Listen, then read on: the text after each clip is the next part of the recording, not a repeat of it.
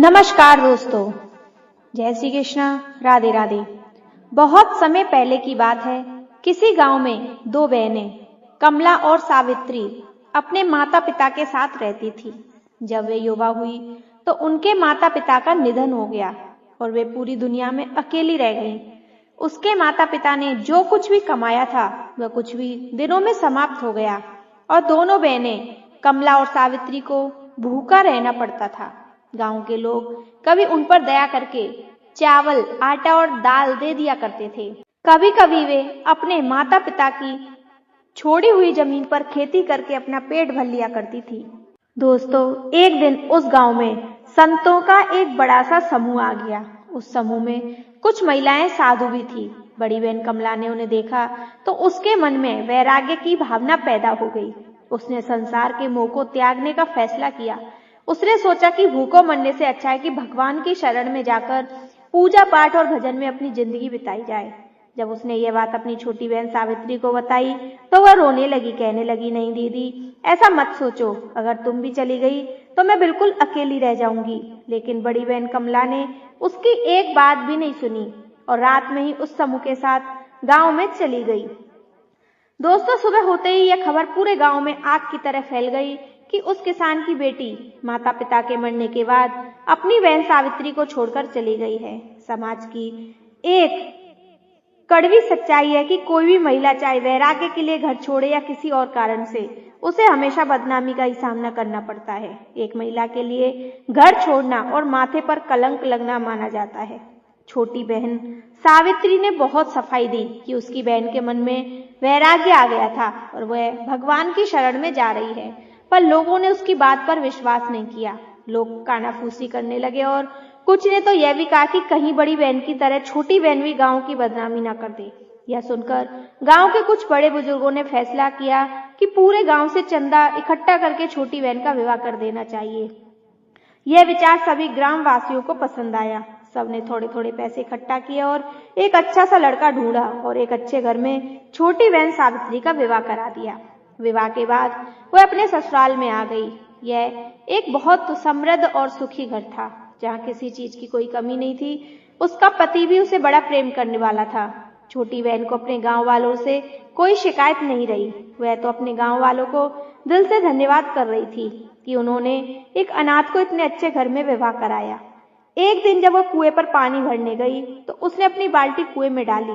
तभी एक बूढ़ा मुसाफिर उसके पास आया और कहने लगा, बेटी, मुझे थोड़ा सा पानी पिला दो, बहुत दूर से प्यास लगी है। लड़की ने कहा, बाबा, कुएं के पास बैठ जाओ, मैं पहले अपनी मटकी भर लूं, फिर आपको पानी पिला दूंगी। इतना कहकर उसने बाल्टी खींची और अपनी मटकी में से पानी भरने लगी। 2 बाल्टियां खींचकर उसने अपनी मटकी में से पानी भरा। फिर वह थोड़ी देर के लिए आंखें बंद करके खड़ी रही। जैसे कि उसने आंखें खोली, उसने फटाफट अपनी मटकी अपने सिर पर रखी और जल्दी से अपने घर की तरफ चलने लगी। वह बूढ़ा मुसाफिर हैरान होकर कहने लगा, बेटी, मुझे पानी तो पिला देती, कब से मैं कह रहा हूं कि मुझे बहुत जोर से प्यास लगी है। बूढ़े की बात सुनकर लड़की ने चलते चलते ही जवाब दिया, बाबा, मेरे पीछे मेरे घर चले आओ, वहां मैं आपको लोटा साफ करके पानी पिला दूंगी। बेचारा बूढ़ा क्या करता, वह उसके पीछे पीछे चल दिया।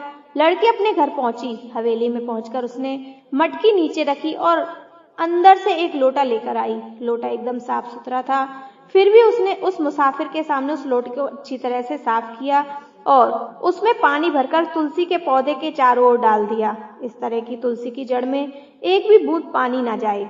चारों तरफ पानी डालकर उसने आंखें बंद करके भगवान का धन्यवाद किया और कहा, हे प्रभु, आप धन्य हैं, आपने मेरी लाज रख ली। इसके बाद उसने वह लोटा पानी भरकर उस मुसाफिर को दिया और कहा, लो बाबा, अब भर पेट पानी पियो। मुसाफिर यह देखकर हैरान होकर बोला, मैं पानी तभी पीऊंगा जब तुम मुझे इस राज बताओगी। तुम चाहती हो कि मुझे वहीं कुएं पर पानी पिला देती, पर तुमने पीछे पीछे घर तक आने को कहा। घर आकर भी तुमने तुरंत पानी नहीं पिलाया। पहले तुमने तुलसी के पौधे के चारों तरफ पानी डाला, फिर मुझे लोटा भरकर पानी दे रही हो।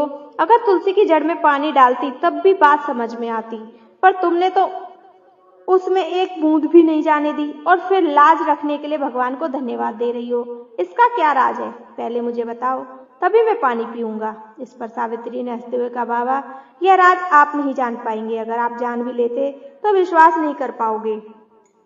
अब तो मुसाफिर भी हैरान और बढ़ गई। उसने हाथ जोड़कर उस लड़की से कहा, बेटी कृपया करके मुझे ये राज बताओ, नहीं तो मेरे मन में बेचैनी रहेगी। इस पर उस लड़की ने बूढ़े को शांत करते हुए कहा, बाबा मेरी बात ध्यान से सुनिए। आपने देखा कि मैंने लोटा भरकर पानी तुलसी के पौधे के चारों तरफ डाला, पर एक भी बूंद उसकी जड़ में नहीं डालने दी। तो मैं आपको बताती हूँ कि मैंने ऐसा क्यों किया। बाबा मेरी एक बड़ी बहन है जिसका नाम है कमला, जिसने साधु जीवन अपना लिया है। अब साधुओं के समूह के साथ एक झोपड़ी में रहती है। आज सुबह सभी साधुओं की झोपड़ियों में आग लग गई। जब मैं कुएं पर थी तभी मुझे एहसास हुआ कि मेरी बहन की झोपड़ी भी जल रही है, इसलिए मैं दौड़कर घर आई और आकर तुलसी के पौधे के चारों तरफ पानी डाला। तुलसी का पौधा मेरी बहन कमला का प्रतीक है।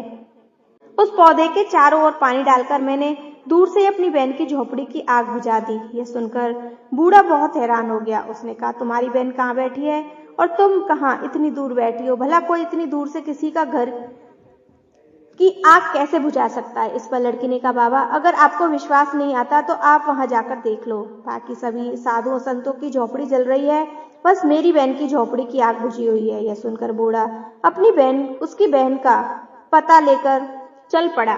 बूढ़े की भूख और प्यास जो कुछ भी थी वह सब समाप्त हो चुकी थी। वह मुसाफिर जब उस जगह तक पहुंचा तो उसने देखा कि सभी साधु संतों की झोपड़ियां जल रही हैं और सभी अपनी अपनी झोपड़ी के सामने खड़े होकर रो रहे हैं। पर उसके बीच एक झोपड़ी थी जो बिल्कुल सुरक्षित थी। उस पर पानी पड़ा हुआ था। वह झोपड़ी के अंदर गया और वहां बिल्कुल ठंडक थी। आग की गर्मी का कोई जलन महसूस नहीं हो रही थी। उसने देखा झोपड़ी के अंदर एक लड़की बिल्कुल शांत भाव में बैठी हुई ध्यान मुद्रा में भगवान का नाम जप कर रही है। बूढ़े मुसाफिर ने उसे प्रणाम किया और पूछा, सबके घर जल रहे हैं, बस आपकी झोपड़ी सुरक्षित है, ऐसा क्यों?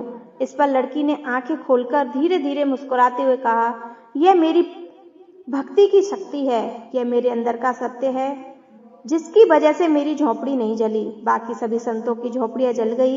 इस पर बूढ़ा उसे डांटते हुए कहने लगा, अरे चुप कर, अपने सत्य का नाम मत ले, यह तो चमत्कार हुआ है, वह सब तेरी छोटी बहन की कृपा से हुआ है। तू साधु बनकर भी इतना सत्य नहीं कमा पाई, पर तेरी छोटी बहन गृहस्थ जीवन में रहते हुए भी इतनी भक्ति करती है कि उसमें इतना सत्य है कि एक तुलसी के पौधे के चारों तरफ पानी डालकर उसने तेरे घर की इतनी दूर बैठे बैठे आग बुझा दी। यह सुनकर वह बड़ी बहन की चेतना जाग गई। उसने रोते हुए कहा, बाबा मेरी बहन कैसी है, कहाँ है, पर आपको क्या पता है उसके बारे में? वह कहाँ रहती है? अगर आपको पता है कृपया करके मुझे एक बार उससे मिलवा दीजिए। उसको इस तरह रोते और विनती करते देख बूढ़े मुसाफिर को उस पर दया आ गई। उसने कहा, बेटी तुम्हारी बहन की शादी नगर के बहुत बड़े सेठ के यहाँ हुई है। वह वहाँ रानी बनकर रह रही है। उसके जीवन में किसी तरह की कोई कमी नहीं है, पर देखो गृहस्थ जीवन में रहते हुए भी उसने इतना सत्य प्राप्त कर लिया कि दूर से बैठे हुए उसने तेरी झोपड़ी की आग बुझा दी। बड़ी बहन कहने लगी, बाबा बस एक बार मुझे दूर से ही दिखा दो, मुझे अपने साथ ले चलो। बूढ़ा मुसाफिर उसे अपने साथ लेकर उसकी छोटी बहन के घर की तरफ चल दिया। वह हवेली के दरवाजे पर खड़ा होकर कहने लगा, यह तेरी छोटी बहन का घर है, मैंने तुझे उसके घर पहुंचा दिया, अब तू अपनी बहन से मिल ले, मैं अपने रास्ते चला। इतना कहकर वह मुसाफिर वहां से चला गया। बड़ी बहन ने संकोच करते हुए घर का दरवाजा खटखटाया। छोटी बहन ने आकर जैसे ही दरवाजा खोला, अपनी बड़ी बहन को देखकर उसकी आंखों से आंसू आ गए। जैसे ही बड़ी बहन घर के अंदर कदम रखने की कोशिश करने लगी, छोटी बहन ने हाथ के इशारे से उसे वहीं रोक दिया। कहने लगी, बहन वहीं रुक जा, घर के अंदर कदम भी मत रखना, दुनिया की नजर में तू एक बदनाम औरत है जो अपनी बहन को छोड़कर भाग गई, इसलिए तू मेरे घर में कदम मत रखना। तेरे घर में आते ही मेरे परिवार पर गांव वाले उंगलियां उठाएंगे, इसलिए तू घर के बाहर ही रह। तू मेरी बहन है, इसलिए मैं तेरे जलपान की व्यवस्था करूंगी, तेरे खाने पीने की भी व्यवस्था करूंगी और तेरे रुकने का भी, पर मैं तुझे घर के अंदर नहीं आने दूंगी। अपनी बहन के ऐसे कठोर वचन सुनकर बड़ी बहन की आंखों में आंसू आ गए। वह तो खुश होकर आ रही थी, मुझे देखकर मेरी बहन मेरा आदर सत्कार करेगी, घर आने पर मेरा स्वागत करेगी, पर यहाँ तो सब कुछ उल्टा था। छोटी बहन ने अपनी बड़ी बहन के जलपान की व्यवस्था की, शाम के भोजन की व्यवस्था की और हवेली के बाहर पक्का बना एक कमरे में उसका बिस्तर लगवाया। उसके वहां रुकने का उचित इंतजाम भी करवा दिया। अगले दिन सुबह होते ही छोटी बहन अपनी बड़ी बहन से मिलने उसके कमरे में गई। दोनों बहनें कई सालों बाद गले मिली। एक दूसरे को देखकर फूट फूट कर रोने लगी। फिर दोनों ने एक दूसरे के आंसू पोंछे और एक दूसरे को तसल्ली दी। फिर बैठकर बातें करने लगी। बड़ी बहन ने छोटी बहन से कहा, बहन तेरा तो बड़ा असर है, तेरे तो भाग्य खुल गए। गांव वालों ने मिलकर तेरी शादी इतने अच्छे घर में करवा दी कि तुझे किसी चीज की कमी नहीं रही और मैं एक सन्यासी बनकर जगह जगह भटक रही हूँ, पर मेरे मन को सुख शांति नहीं है। इस पर छोटी बहन ने कहा, बहन समस्याओं से भागकर संन्यास ले लेना कोई हल नहीं है। जो हालात हमारे जीवन में आते हैं उनका डटकर मुकाबला करना चाहिए। यह सुनकर बड़ी बहन ने अपनी छोटी बहन के हाथ अपने हाथ में ले लिया और विनती करते हुए कहने लगी, बहन तुम्हें तो इस घर में बहुत सुख है, मेरी भी किसी एक व्यक्ति से शादी करवा दो, मैं भी गृहस्थ जीवन व्यतीत करना चाहती हूँ। इस पर छोटी बहन ने कहा, ठीक है बहन, बहुत देर हो गई है, मैं अभी घर जाती हूँ, कल मैं फिर आपसे मिलने आऊंगी और तभी तेरे विवाह की बात भी करूंगी। इसके बाद छोटी बहन अपने घर चली गई। अगले दिन सुबह सुबह वो अपनी बहन के पास पहुंची। उसके हाथ में एक वरमाला थी। उसने उस वरमाला को एक थाल में रखा और ऊपर से एक रेशमी कपड़े से ढक दिया। फिर उसने अपनी बहन को नहला धुलाकर अच्छे से श्रृंगार किया। दुल्हन के जोड़े में सजी धजी बहन जब खुद को शीशे में देखती है तो खुद भी शर्माने लगती है। उसने अपनी बहन से पूछा, बहन अब मुझे क्या करना है? छोटी बहन उसे नगर के बाहर ले गई और कहने लगी, बहन इस नगर के 4 दरवाजे हैं, तू अपनी मर्जी से एक दरवाजा चुन और उस रास्ते से नगर में चली जा। रास्ते में जो भी तुझे पहला व्यक्ति मिले उसी के गले में यह वरमाला डाल देना, वही तेरा पति होगा। अपनी बहन की बात सुनकर बड़ी बहन हाथ में वरमाला लेकर एक दरवाजा चुनकर उस दरवाजे के अंदर चली गई। तभी वह कुछ दूरी पर पहुंची। उसे रास्ते में एक कोढ़ी कुष्ठ रोगी बैठा हुआ दिखाई दिया। उसे देखकर उसका हृदय डगमगा गया। उसने सोचा, हाय ये मेरा कैसा दुर्भाग्य है। मेरी छोटी बहन ने कहा था पहले मिलने वाले व्यक्ति के गले में ही वरमाला डाल दो, पर यह तो एक कोढ़ी है, क्या इसके गले में मैं माला डाल दूं? क्या मैं देई जिंदगी इसके साथ बिताऊं? वह लौटकर वापस जाने वाली थी, तभी उसके भीतर से एक आवाज गूंजी, सत्य और वचन का पालन करना ही सबसे बड़ा धर्म है। यदि तू अपने वचन से पलटी तो तेरे जीवन में कभी सुख नहीं आएगा। उसने गहरी सांस ली और आंखें बंद करके हिम्मत जुटाई। वह धीरे धीरे उस कोढ़ी के पास गई और उसके गले में वरमाला डाल दी। वरमाला डालते ही पूरा नगर गूंज उठा। आकाश से पुष्पों की वर्षा होने लगी, घंटियों की ध्वनि सुनाई देने लगी। क्षण भर में वह कोढ़ी दिव्य रूप धारण करके देव स्वरूप में खड़ा हो गया। उसकी कांत से पूरा नगर आलोकित हो उठा। उस देव ने मुस्कुराकर कहा, तूने अपने वचन का पालन किया, तूने दया प्रेम और सत्य को चुना, इसलिए आज तुझे मैं स्वयं वर के रूप में प्राप्त हुआ। यह सब तेरी छोटी बहन की भक्ति और तेरे सत्य के कारण संभव हुआ है। अब तू मेरी अर्धांगिनी होकर सदा मेरे साथ रहेगी। यह देखकर नगरवासी स्तंभ रह गए। छोटी बहन भी दौड़ती हुई वहां पहुंची। उसने उस दृश्य को देखा तो उसकी आंखों से आंसू बहने लगे। उसने उस देव को प्रणाम किया और अपनी बहन कमला को गले लगा लिया। बड़ी बहन ने कहा, छोटी बहन आज मुझे मालूम हुआ कि गृहस्थ जीवन में रहते हुए भी सच्ची भक्ति और सत्य का पालन करना कितना महान है। तूने ही मुझे यह राह दिखाई, तेरे ही कारण मुझे देव स्वरूप पति मिले। उस देव ने दोनों बहनों को आशीर्वाद दिया और कहा, तुम दोनों बहनें सदा धर्म और भक्ति का आदर्श बनी रहो। संसार को यह सीख दो कि सत्य वचन और भक्ति से असंभव भी संभव हो सकता है। दोस्तों, इस कहानी से हमें 4 बातें सीखने को मिलती हैं। सबसे पहली बात, समस्याओं से भागना समाधान नहीं, उसका डटकर सामना करना चाहिए। दूसरी बात, सत्य और वचन की शक्ति अपार है, जो अपने वचन पर अडिग रहता है ईश्वर उसकी रक्षा करते हैं। तीसरी बात, भक्ति केवल संन्यास में नहीं बल्कि गृहस्थ जीवन में भी संभव है। सच्चा प्रेम और श्रद्धा कहीं भी दिव्यता ला सकती है। और चौथी बात, दया और त्याग में ही चमत्कार होते हैं। दोस्तों, मुझे उम्मीद है कि इस कहानी से आपको कुछ सीखने को मिला होगा। अगर वीडियो अच्छी लगी हो तो वीडियो को लाइक और कमेंट में जय माता दी अवश्य लिखें।